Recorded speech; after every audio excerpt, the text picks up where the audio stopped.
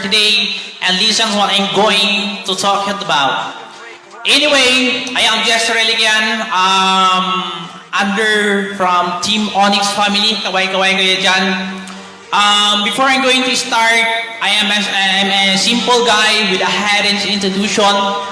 And first of all, I'm going to start with a simple story, my journey.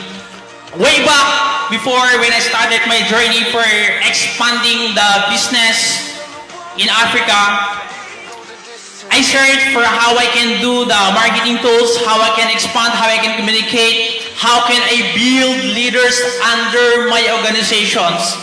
That's my wish before, but right now it's happening. I'm so much proud to be part of here of Empowered Consumerism because this is the game changers of everybody. There is no qualification, there is no requirements as long as you have determinations in your life. Guys, this is the best opportunity, this is the best for you. That it will really change your life for everything.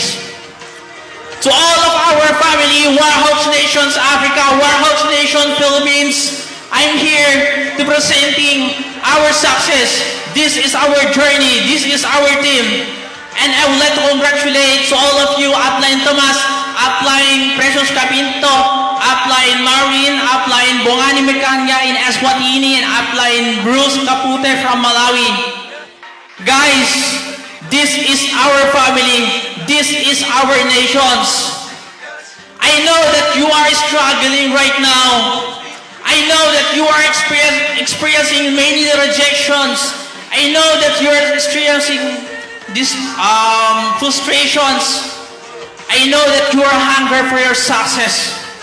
I know because I feel you every moment that we are communicating on WhatsApp, every moment that we are talking on video call, I feel the pain in front of your body. I feel you because I was there before. I experienced already everything's what you are feeling right now. But I never give up because I know that one day we can build a more powerful, empowered business organization there in Africa, especially there in Malawi.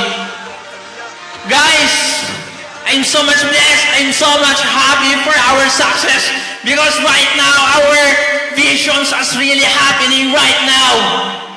And there is nobody can help us. But we will build together. We will build more leaders. Together, we will be powerful. Guys, believe in yourself. Trust the process. Love the journey. Because together, we can build such an organizations.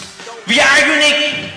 We are so much proud what we are right now. Because this is our efforts, this is our sacrifices before, and it's really happening.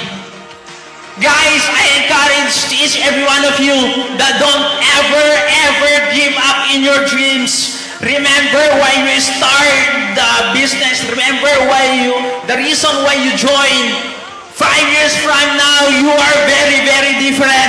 5 years right now, you are so very successful right now. So remember guys, trust the process, believe in yourselves, believe into me, and believe in everything. Together, we can be unlimited blessings. This is Jester again. Good morning and welcome to my heart. This is